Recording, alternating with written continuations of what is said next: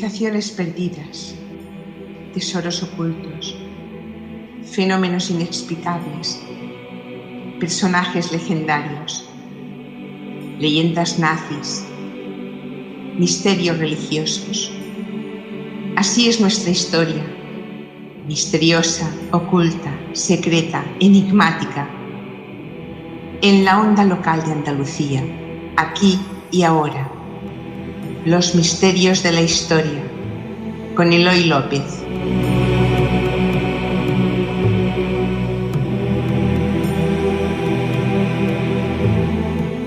De cuando en cuando, los periódicos de todo el mundo sorprenden con noticias sobre la aparición de tesoros encontrados en lugares insospechados, en cajas de seguridad olvidadas, en salas de subastas internacionales, domicilios particulares e incluso museos estatales afloran intermitentemente bienes escondidos durante décadas.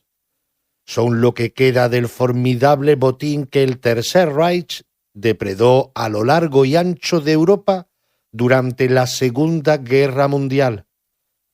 La fabulosa maquinaria de guerra puesta en marcha por Hitler llevó a la cúpula nazi a preparar detalladamente un plan de robo sistemático de valores financieros y bienes preciosos para alimentar semejante despliegue militar.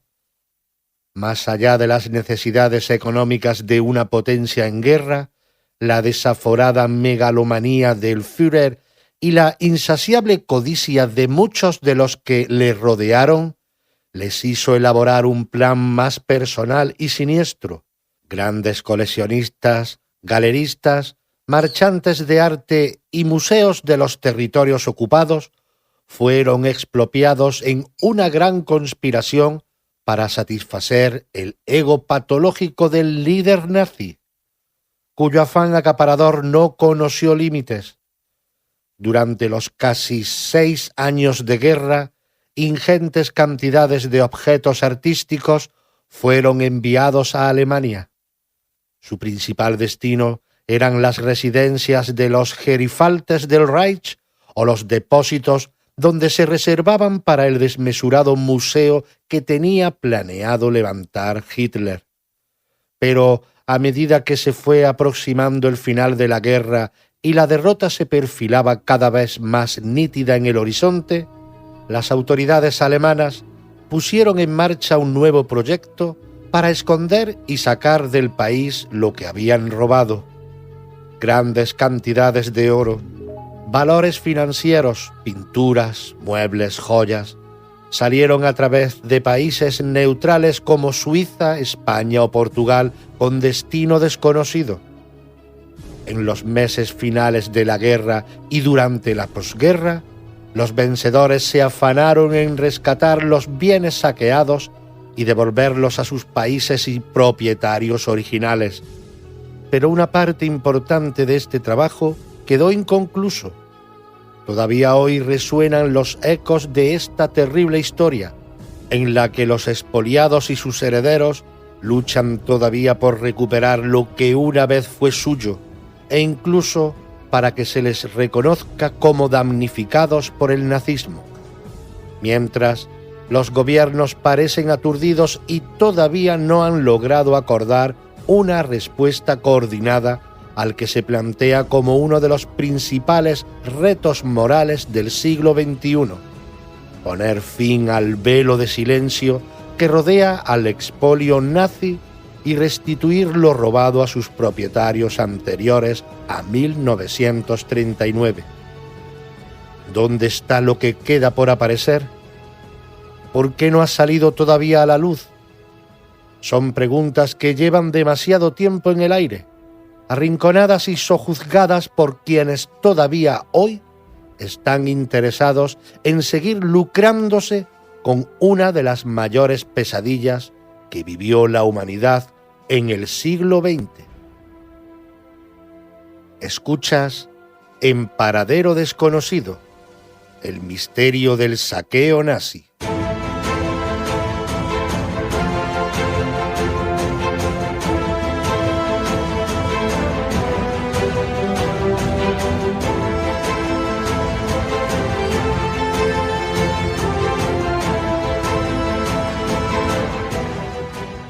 A comienzos de noviembre de 2013, los principales rotativos de la prensa internacional se hacían eco de una noticia increíble. La policía alemana había intervenido en la casa de un octogenario llamado Cornelius Gurlitt, una gran colección de obras de arte de grandes maestros de finales del siglo XIX y comienzos del XX. El anciano había despertado la curiosidad de la Guardia de Aduanas unos meses antes, cuando fue sorprendido con 18 billetes de 500 euros en el bolsillo, después de una estancia breve en Suiza. Las indagaciones comenzaron entonces sobre la sospecha de que Gurlitt podía ganarse la vida con el contrabando a pequeña escala entre Alemania y el país helvético. Pero lo que vieron los policías en su piso del barrio muniqués de Schwabing les dejó perplejos. Las habitaciones estaban repletas de cuadros cuidadosamente apilados, hasta 1500 obras de maestros del siglo XIX como Courbet, Renoir, Toulouse-Lautrec, y maestros de las vanguardias de comienzos del siglo XX como Pablo Picasso, Henri Matisse, Emile Nolden, Max Beckmann, Otto Dix, Marc Chagall, Coco Chac. Aquello era un auténtico museo escondido. Las investigaciones que se sucedieron desde entonces revelaron una historia digna del mejor relato de ficción. El padre del acusado, Hildebrand Gurlitt, había sido un marchante de arte que había tenido problemas tras la llegada de Hitler al poder por tener antepasados judíos, pero logró ganarse la condescendencia del régimen al encajar perfectamente en el tinglado ilegal de tráfico de arte hacia Suiza para conseguir ingresos para la guerra. Tras el fin de esta, el marchante alegó que su actividad económica solo había sufrido pérdidas, sobre todo durante los bombardeos de Dresde. Hoy sabemos que no era cierto. 60 años después de su muerte, su hijo mantenía el mismo negocio con las obras rapiñadas. Las transportaba ilegalmente a Suiza, donde seguían encontrando acogida en el mercado negro. Cuando se descubrió el museo oculto en su domicilio, los investigadores no daban crédito.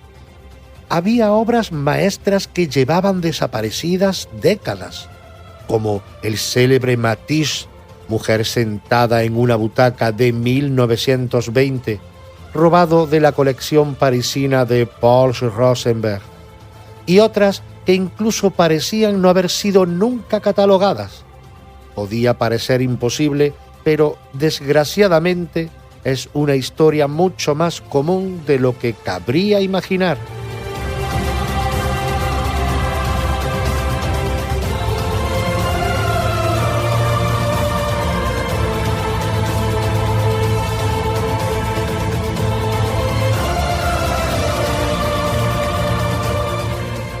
¿Oro para el Reich? Christoph Meili era un ciudadano suizo que a comienzos de 1997 se ganaba la vida como guardia de seguridad en la sede de la todopoderosa Unión de Bancos Suizos de Zúrich. Durante una ronda nocturna, sorprendió a unos empleados del banco que destruían documentación antigua a escondidas. Comentó lo sucedido a sus superiores, que le ordenaron hacer caso omiso. Sin embargo, él quedó intrigado. Aquello le parecía como poco irregular. Unos días más tarde, tras confirmar las sospechas que había albergado desde el primer momento, sustrajo parte de la documentación y se la llevó a su domicilio. Unas horas más tarde, los periódicos de todo el mundo se hacían eco de cómo uno de los principales bancos del mundo había intentado destruir el testimonio documental de que había albergado cuentas de oro procedente de la Alemania nazi. La noticia era la patente demostración de la falsedad de las insistentes afirmaciones por parte de las autoridades suizas de que en el país no se había dado cobijo a las fortunas nazis y de que el oro que hubiese entrado durante la Segunda Guerra Mundial no procedía de robo o expolio. Si la noticia de por sí era explosiva, resulta que fue a llover sobre mojado. En los meses anteriores se filtró a la opinión pública la información de que en las cámaras del Banco de la Reserva Federal de Nueva York se conservaban todavía 70 millones de dólares en lingotes de oro nazi que no habían sido devueltos a sus antiguos propietarios tras la guerra. Pero, ¿por qué la cuestión levantaba tantas ampollas después de 50 años? La respuesta es una historia de dolor, miedo, humillación y, en muchos casos, muerte. Durante los años 30, tras la llegada de Hitler al poder, Alemania preparó concienzudamente su vuelta al escenario internacional. El líder del partido nazi tenía muy claros sus proyectos expansionistas en Europa y puso en marcha un ambicioso programa secreto de rearme. Esta medida contravenía lo firmado en el Tratado de Versalles entre Alemania y los vencedores de la Primera Guerra Mundial. Para sacar adelante sus objetivos bélicos, los nazis necesitaban ingentes recursos y para conseguirlos recurrieron a lo mejor que sabían hacer: ejercer la violencia. La víctima iba a ser una vez más la comunidad a la que tantas veces habían señalado injustificablemente como culpable de las desgracias de Alemania: los judíos. Su política represiva y antisemita se había puesto pronto en marcha siguiendo su ideología racista y xenófoba. La exacción forzada a la comunidad hebrea se fue convirtiendo en lo habitual en Alemania. A las medidas que fueron aislando a los judíos del resto de la sociedad y discriminándolos, se sumó en 1938 el pago obligatorio de un tributo expiatorio. Era sencillamente la legalización de lo que se había vuelto una práctica común: la irrupción por la fuerza en las casas y los negocios de las familias judías y el expolio de todo aquello que se considerase que podía tener algún valor.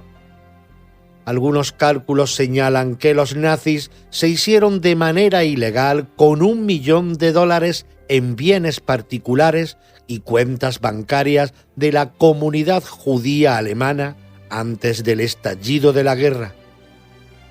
Pero para los planes de Hitler esto era insuficiente. Por eso extendió su política de saqueo en cuanto pudo a los países sobre los que iba clavando sus garras. A medida que nuevos territorios iban entrando en la órbita alemana, los nazis intentaron hacerse sistemáticamente con las reservas de oro de los bancos centrales de los países anexionados.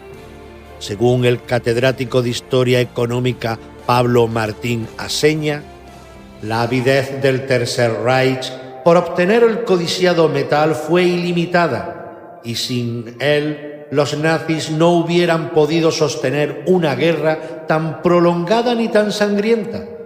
Sobre los relucientes lingotes apilados en las cámaras acorazadas del Reichsbank, el Banco Central Alemán en Berlín, erigió el Führer, el gran melagómano del siglo XX, su poderío militar y sus ansias de conquista territorial.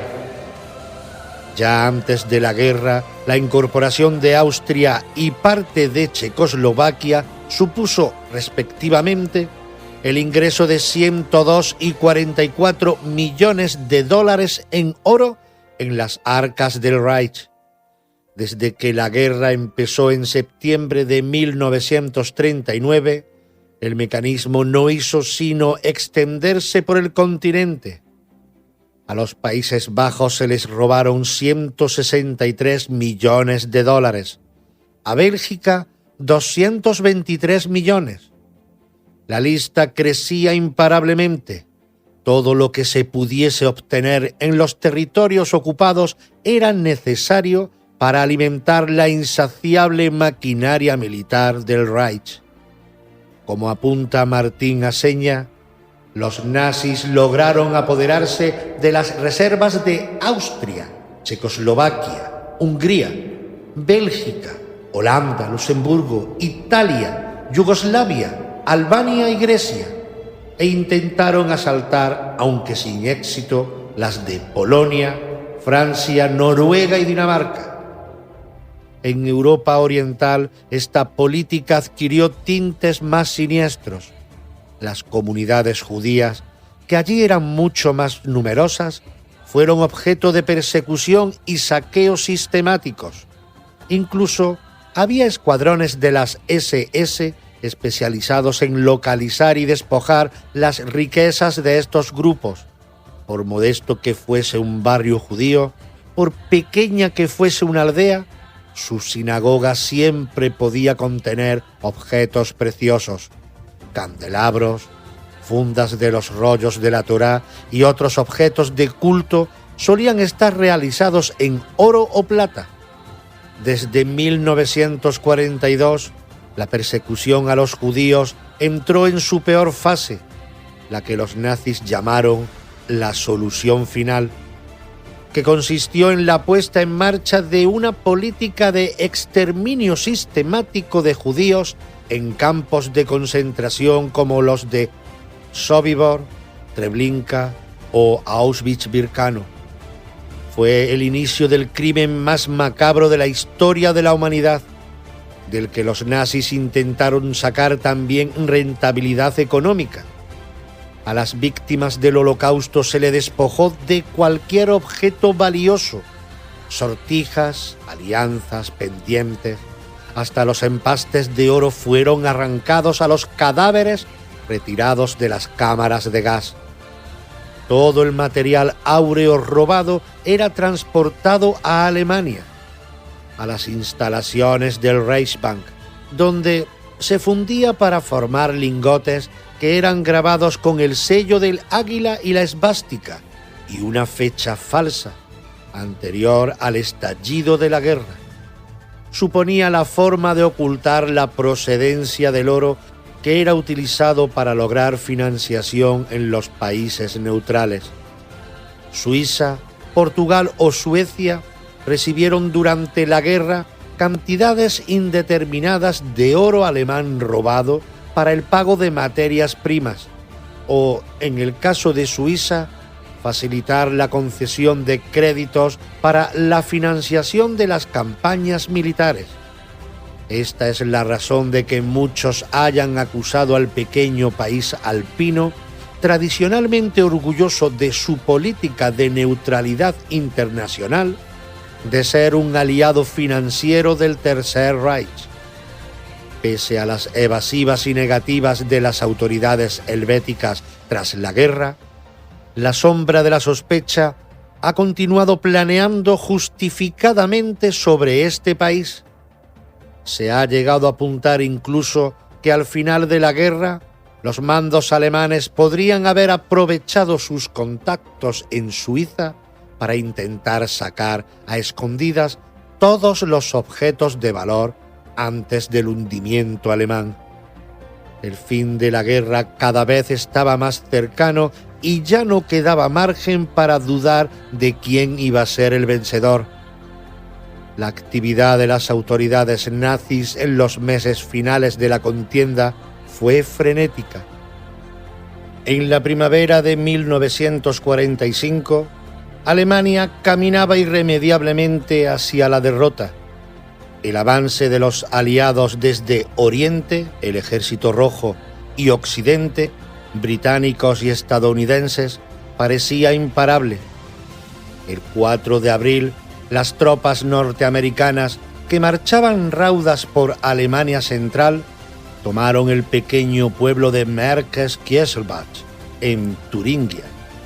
La presencia de personas desplazadas y los rumores que comenzaron a llegar a oídos de los mandos estadounidenses pronto les hicieron vislumbrar que en aquella villa se había estado realizando algo importante en las semanas anteriores. Unas horas más tarde, algunos lugareños interrogados informaron de que autoridades llegadas de Berlín habían estado operando en una cercana mina de sal. Según las habladurías, habían trasladado piezas valiosas para esconderlas. Informado el alto mando y la inteligencia militar, se cerró el acceso a la zona de la mina para los civiles, y después de arreglar el tendido eléctrico que la alimentaba, se produjo el primer descenso a los pozos de sal. Era la mañana del 7 de abril. En solo unas horas, los soldados se dieron cuenta de que sencillamente habían dado con el tesoro más fabuloso de la historia. Allí habían sido sepultados, en un intento desesperado por ocultarlas de los ojos del mundo, una parte importante de las reservas del oro del Reichsbank.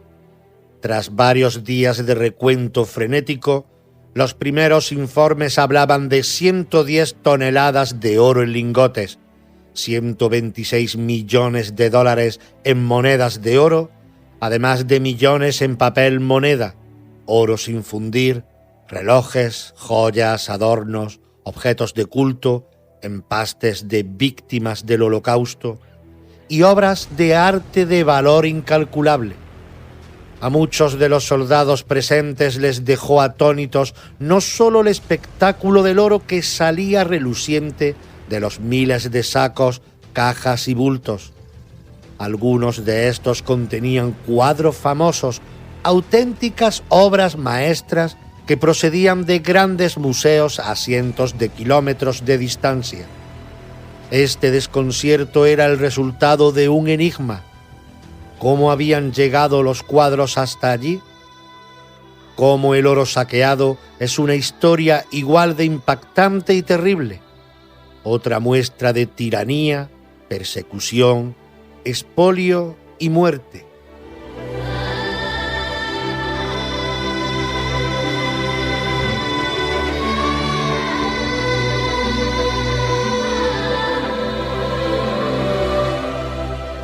Y arte para el Führer. Así como los depósitos olvidados del oro que habían robado los nazis han ido aflorando en las últimas décadas, las obras de arte que expoliaron van emergiendo de forma intermitente y tardía.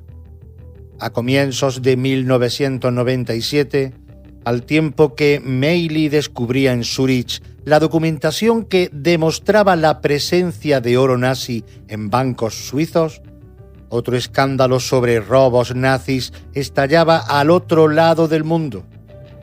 En la subasta de invierno de la casa Sotheby's en Nueva York se puso a la venta una pieza única. Retrato de un joven con gorro rojo. Era una de las pocas obras del pintor renacentista florentino Sandro Botticelli que permanecía en manos privadas y se iba a poner a la venta en la subasta. El lote se vendió por un precio astronómico. La repercusión mediática y artística fue inmensa, hasta que la prensa comenzó a publicar que la obra perteneció a una colección robada por los nazis. Tras una detenida investigación, se confirmó que procedía de la colección del banquero holandés Friedrich Goodman, a quien fue arrebatada. Goodman pertenecía a una familia judía de origen alemán, aunque él y su mujer, Louise, habían sido bautizados. Al comenzar la Segunda Guerra Mundial y ante lo que pudiese pasar, intentó poner su colección a salvo, pero solo tuvo tiempo para hacerlo parcialmente. Cuando los nazis invadieron los Países Bajos, comenzaron a acosarle y coaccionarle para que vendiese su colección a un precio irrisorio. El miedo y las intimidaciones acabaron minando su voluntad y accedió a la venta. De poco le sirvió. 2 años más tarde, el matrimonio fue conducido al campo de Trestlat, donde falleció Friedrich. Louise fue trasladada más tarde a Auschwitz, donde también murió. Sus herederos llevan décadas rastreando el paradero de las obras de la colección e inmediatamente reaccionaron ante la noticia de la subasta. El caso de Botticelli de Goodman dista mucho de ser único. Por las mismas fechas, saltaron a la prensa los casos de una odalisca de Matisse, del Museo de Arte de Seattle, el paisaje con chimeneas de Degas, del Instituto de Arte de Chicago, o Rue Saint-Honor por la tarde, Efecto lluvia, un pizarro del Museo Thyssen-Bornemisza de Madrid. Todos ellos son sospechosos de proceder de colecciones expoliadas por los alemanes durante la Segunda Guerra Mundial, en el contexto de lo que fue una operación milimétricamente calculada para hacerse con obras cumbres del arte europeo. Cuantas más mejor. El motivo último de semejante operación era el de satisfacer el ego desmesurado y patológico del Führer y algunos de sus más estrechos colaboradores. En su adolescencia y juventud, Hitler acarició el sueño de dedicarse a las artes o la arquitectura. Sus biógrafos coinciden en que, a pesar de ser un joven dotado e inteligente, era inestable y perezoso, y carecía de la constancia necesaria para tener éxito en sus propósitos. En la ciudad de Linz, donde acudió para estudiar secundaria, abandonó progresivamente los estudios para arroparse con un halo de bohemio e inadaptado, frecuentando tertulias, cafés y galerías de arte. Cuando más tarde acudió a Viena para hacer el examen de ingreso en la Academia de Bellas Artes, una de las más exigentes y prestigiosas de Europa, fue rechazado 2 veces por falta de formación y de originalidad. Tanto los años que estuvo en Viena como los que pasó en Múnich antes de la Primera Guerra Mundial, se ganó la vida con mucha dificultad, dedicado entre otras ocupaciones a pintar paisajes que vendía de forma ambulante. De la frustración de un joven indolente surgiría la voracidad infinita del dictador que produjo el mayor expolio artístico de la historia. El robo sistemático y planificado estuvo vinculado al conjunto de la política nazi. Hitler y sus allegados, especialmente Hermann Göring, su mano derecha y comandante en jefe de la Luftwaffe, Fuerza Aérea del Reich, fueron los principales promotores e ideólogos de la operación. Desde su llegada al poder, usaron el arte como una pieza crucial dentro de un inmenso aparato propagandístico desplegado para apuntalar el régimen entre los alemanes. Fue así como se redefinió qué era lo artística e intelectualmente aceptable en Alemania, y todo lo que se salía de la nueva pauta fue censurado y perseguido. Surgió un gusto artístico oficial que encumbró a los artistas patriotas y tachó la obra de muchos de los grandes maestros de finales del siglo XIX y comienzos del XX de corrupta y despreciable.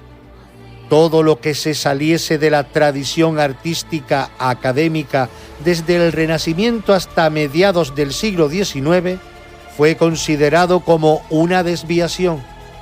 Así surgió el arte degenerado, el repudiado por los nazis que fue objeto de persecución. Aquellos de sus autores que vivían en Alemania fueron apartados de sus cargos y condenados a la inactividad o el exilio. Sus obras fueron retiradas de los museos e incluso vendidas. El 30 de junio de 1936 se celebró en Lucerna, Suiza, una de las subastas de arte más polémicas del siglo. Las autoridades del Reich habían expurgado las colecciones de los museos públicos alemanes y buena parte de lo perteneciente al arte degenerado fue puesto a la venta. Obras de Van Gogh, Picasso, Matisse, Braque, Klee, Kokoschka, todas salieron al mercado en medio de la polémica internacional sobre la participación de las instituciones y los magnates, ya que los fondos de la subasta servirían para sufragar al nazismo.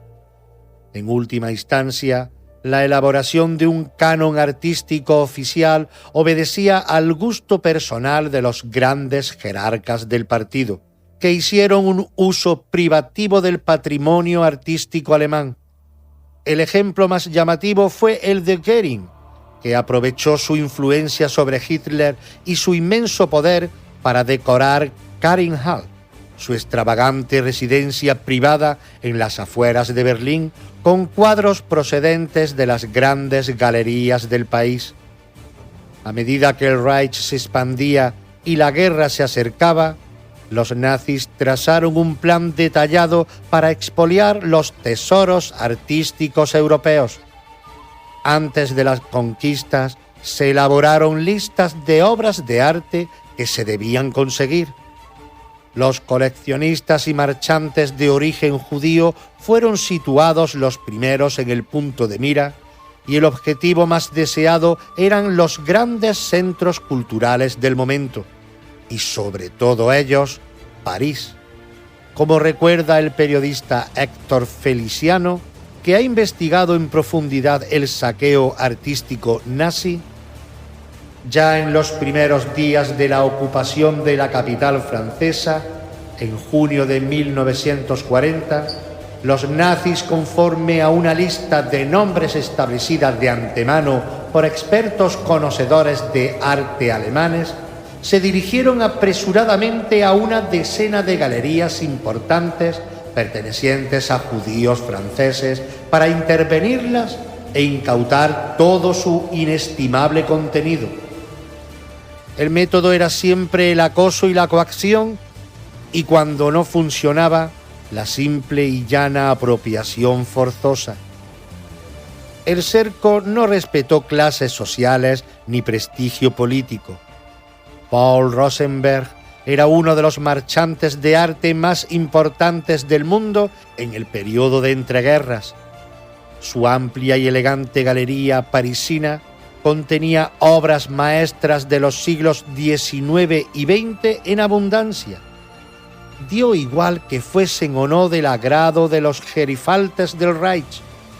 Todas fueron a parar a Alemania. Las que eran del gusto oficial permanecieron allí. Las que no, fueron destinadas a Suiza, donde encontraban salida en el movido mercado de arte robado que durante la guerra florecía en aquel país. Incluso la rama francesa de la poderosa familia Rothschild, la cúspide de la aristocracia financiera mundial, fue objeto del saqueo artístico. Los herederos del barón Alphonse de Rothschild, fallecido a comienzos de siglo, y que marcó el cenit del poder y la riqueza de la rama francesa, continuaron primorosamente la exquisita colección familiar en la que menudeaban las obras maestras de pintores antiguos. El astrónomo de Vermeer, retrato de la marquesa de Pompadour de Boucher, y tantos otros cuadros que con tanto esmero habían cuidado y por los que habían pagado fortunas, acabaron colgados en las casas de dirigentes del Reich o almacenados en Alemania. Hitler había pedido a su arquitecto de cabecera, el también miembro del partido nazi Albert Speer, un ambicioso proyecto de remodelación de la ciudad austríaca de Linz. Dentro del proyecto jugaba un papel esencial un desmesurado museo en el que se mostrarían las obras maestras del arte que los nazis consideraban digno de admiración, el Volksmuseum. El proyecto no vería la luz jamás. Sin embargo, las tropas alemanas saquearon colecciones, galerías y museos de toda la Europa ocupada para satisfacer los deseos de Hitler. El robo de patrimonio artístico jugó un papel esencial en sus acciones de guerra. Como señala Feliciano, los nazis, en el plano ideológico y en el real, valoraban el saqueo artístico y cultural tanto como las victorias militares o las conquistas territoriales. El pillaje ocurrido en la Segunda Guerra Mundial nos permite comprender con precisión la razón verdadera por la cual el poder de los agresores, aun entre los más recientes ejemplos como Bosnia, Afganistán o incluso Irak, descansa en parte en el robo y en la destrucción del patrimonio cultural del enemigo. Lejos de rechazar la rapiña de este botín de guerra, en Alemania buena parte de la opinión pública acogió con júbilo la llegada al país de estas obras. Miguel Martorell Linares, profesor de Historia Política y Social de la UNED, recuerda cómo en Alemania muchos amantes del arte, cual discípulos de Fausto, pactaron con el diablo para acrecentar sus colecciones con piezas inaccesibles en otras circunstancias, mientras que historiadores y especialistas pudieron estudiar sin desplazarse las obras de los grandes maestros. Al tiempo, marchantes y contrabandistas hallaron la ocasión para realizar suculentos negocios en este gran saldo. Estos últimos, además, contribuyeron a dispersar el botín. Una dispersión que, a pesar de que Alemania perdiese la Segunda Guerra Mundial, seguiría vigente en muchos casos.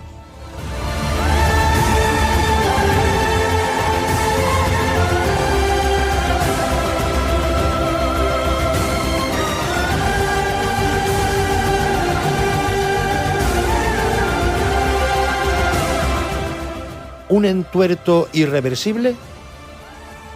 Tras acabar la guerra, los aliados se esforzaron en recuperar y devolver el patrimonio artístico robado. El hallazgo de obras de arte junto al oro del Reichsbank en la mina de Merkers no fue un caso aislado.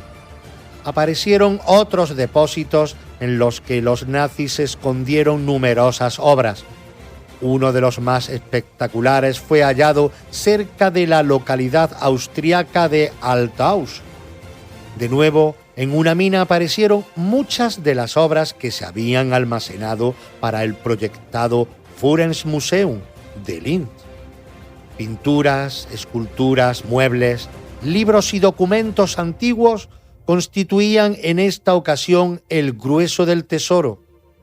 Muchos de ellos tenían un origen distante, como la Madonna de Brujas de Miguel Ángel, procedente de dicha ciudad belga, y algunas de las obras que aparecieron constituyeron una sorpresa mayúscula.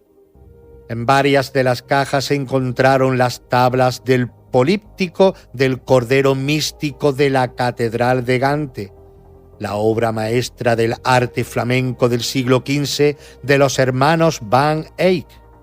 No cabía duda de que el trabajo que les esperaba a los vencedores era inmenso.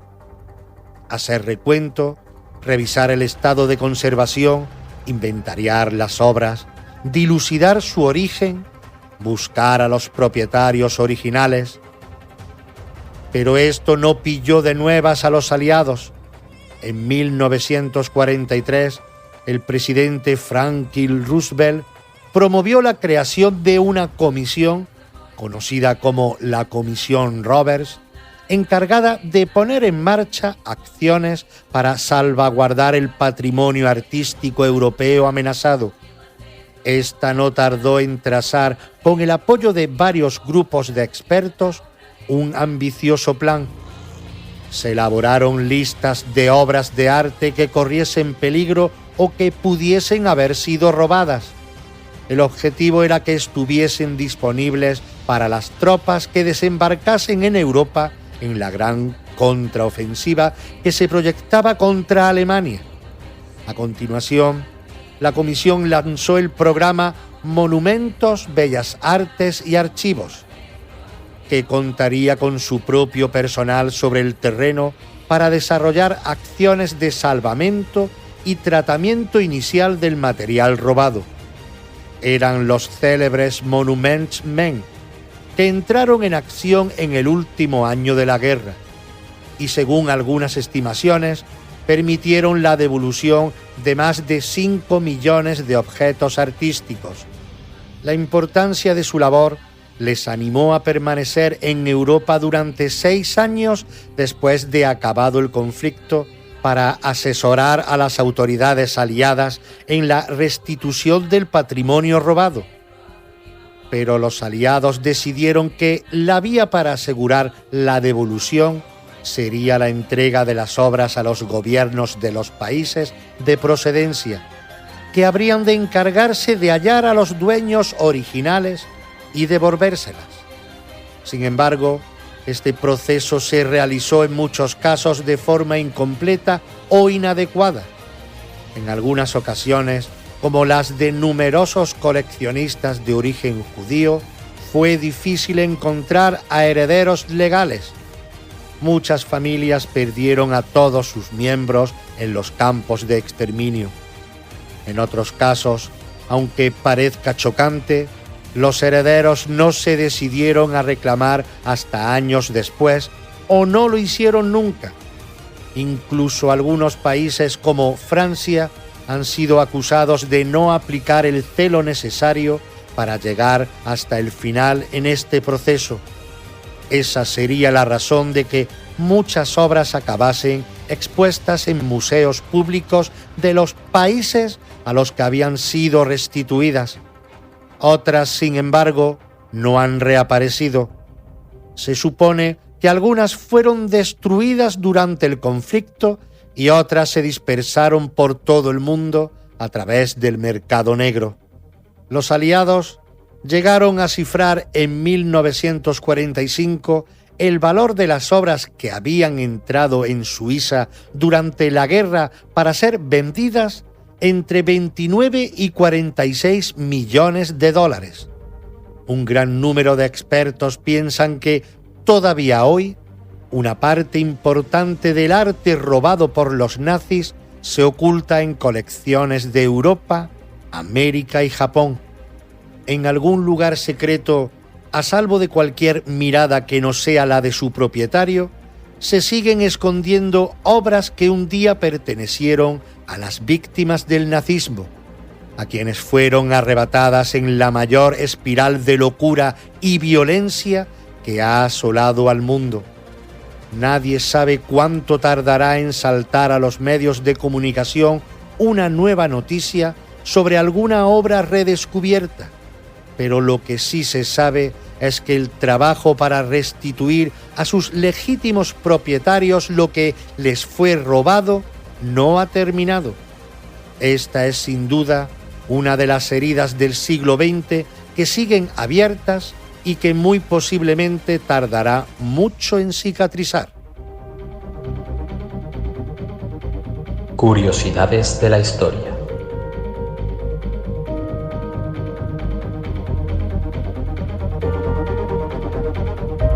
El cordero que hizo temblar el imperio acadio. Los sumerios eran muy aficionados a realizar sacrificios de animales. Hay que entender que los dioses sumerios eran como un enorme ministerio con toda su burocracia añadida. Tenían más de 3.600 dioses y ninguno de ellos prestaba demasiado atención a los pobres humanos. Los sacrificios se podían utilizar para engrasar el mecanismo burocrático de ese divino ministerio, por una parte, halagando a las divinidades, y por otra, sobornándolas descaradamente.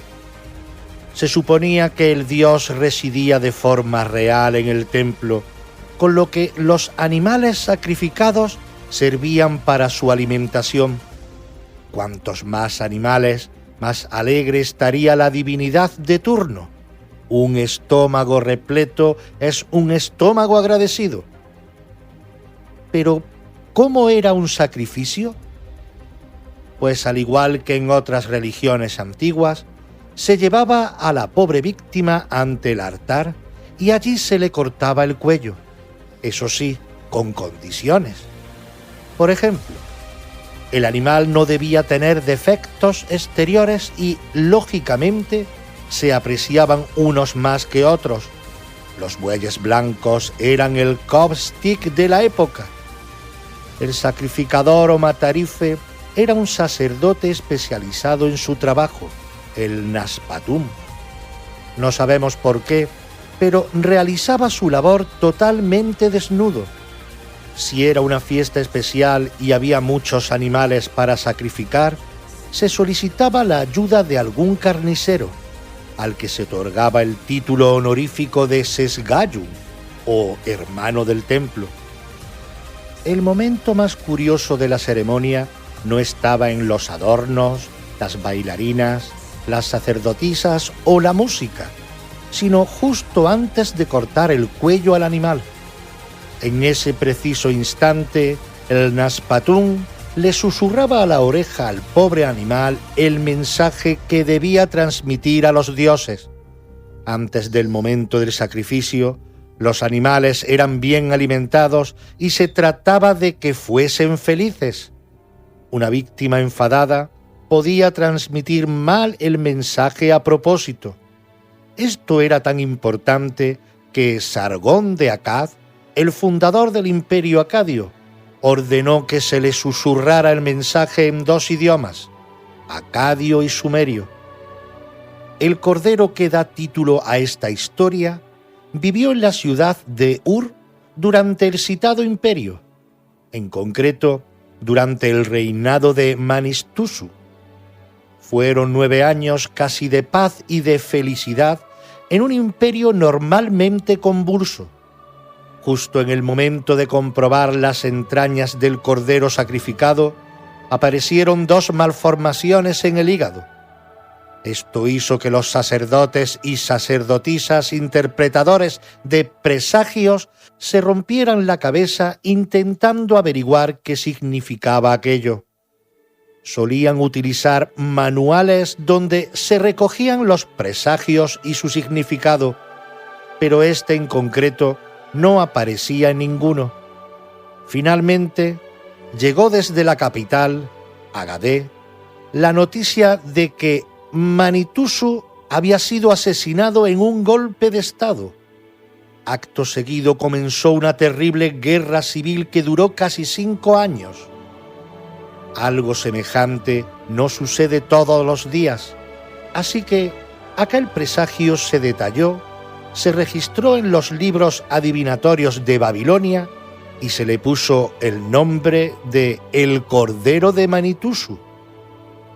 Siglos después, al ser recuperados estos libros en las excavaciones, se encontró este suceso con el texto: la maldición de Manitusu. Si el animal sacrificado tiene 2 malformaciones en su hígado, el rey morirá y el reino se dividirá. Dicen que hay muchas formas de conseguir la fama. Algunos van a la televisión y otros hunden imperios. Así de misteriosa, enigmática y curiosa es la historia de esta humanidad. Os esperamos en el próximo programa, aquí, en la onda local de Andalucía y en Radio Sintonía. También nos puedes escuchar en laradioaburrida.es.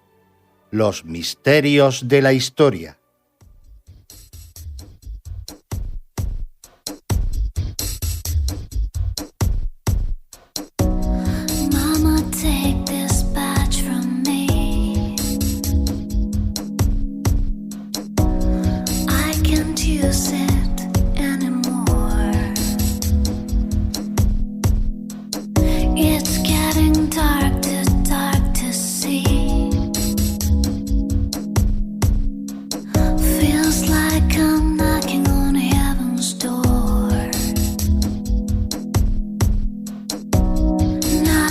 knocking on heaven's door. Knock, knock, knocking on heaven's door. Knock, knock, knocking on heaven's door. Knock, knock, knocking on heaven's door. Mama put my guns in the ground. I can't shoot them anymore. That cold black cloud is coming down. Feels like I'm knocking on heaven's door. Knock, knock, knocking on heaven's door. Knock, knock, knocking on heaven's door. Knock, knock, knocking on heaven's door. Knock, knock, knocking on heaven's door.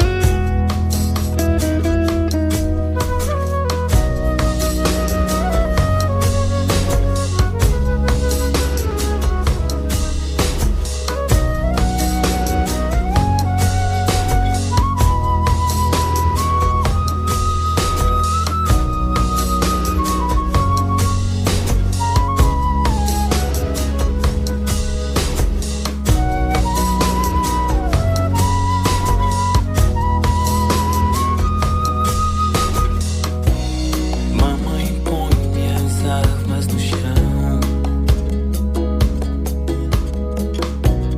Já não posso usá-las mais. Está muito escuro pra enxergar. Estou tocando a porta do céu. Knock, knock, knocking on heaven's door. Knock, knock, knocking on heaven's door. Knock, knock, knocking on heaven's door. Knock, knock, knocking on heaven's door.